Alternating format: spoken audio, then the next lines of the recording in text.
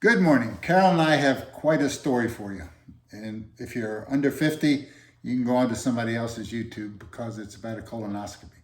But if you're over 50, you can probably appreciate what we're going to say. That was mine, not Carol's.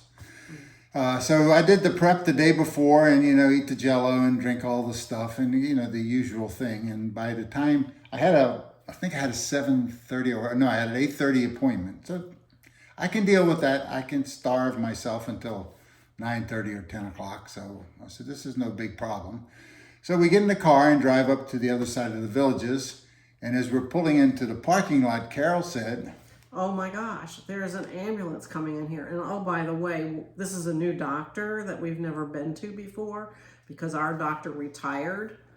And so we're thinking, oh my God, she's clipped somebody wrong or something has gone really wrong for the ambulance to be here. yeah, this is kind of a bad omen. And I come to find out it was. So anyway, we saw the ambulance pull around behind the building, and well, okay, well, I guess we'll find out what's going on now. So I go check in, some paperwork to fill out. As I bring the paperwork back up to the front counter, a nurse comes in from the back and said, all of Dr. So-and-so's patients, you're going to be delayed at least 2 hours. And I'm standing right there, and I said, 2 hours? I haven't eaten since like last week. I'm starving. What's going on? So they said, well, we've had a little emergency back there and we won't be able to do any procedures for a couple of hours.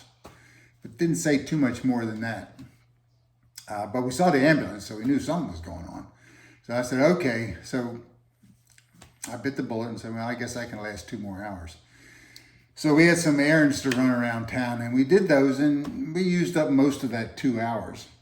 And when we got back to the building, I noticed that it pretty much cleared out the waiting room had. So they called me, right after that.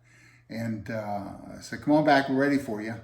And I said, oh, you got no. I said, well, what happened and why are you delayed? And they said, well, our anesthesiologist passed out on us.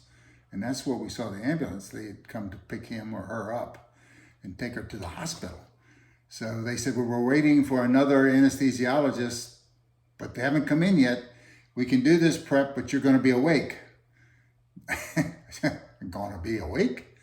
Yeah, you're going to be awake, but you won't feel any real pain. Yeah, might feel a little discomfort. Now, I'm pretty hungry by now, and they could have said they're going to take off one toe while they're at it, and I'd have been all right with it, just so I could get something to eat. So I said, okay.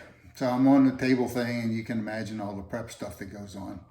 And they said, now face the TV. And I look over, and his TV's kind of like going to the drive-in. It's humongous. And they said, you'll be able to watch this. And I said, what? So you're going to be awake. You won't feel anything really painful, but you'll be awake. So lo and behold, I'm watching this thing. It's like the old movie we had back in the day called Fantastic Voyage, where the submarine goes through the blood vessels. That's what it looks like. And unfortunately, there were a number of polyps, and I could watch them snip them off. And that's an amazing thing. A little loopy thing comes out, and it pops it right off.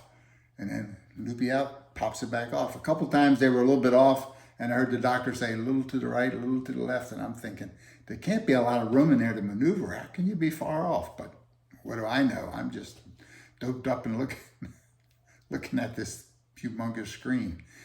So they found a number of polyps, so it means I got to go back next year. But a couple of times I said, hey, doc, go back. I think that one's bleeding.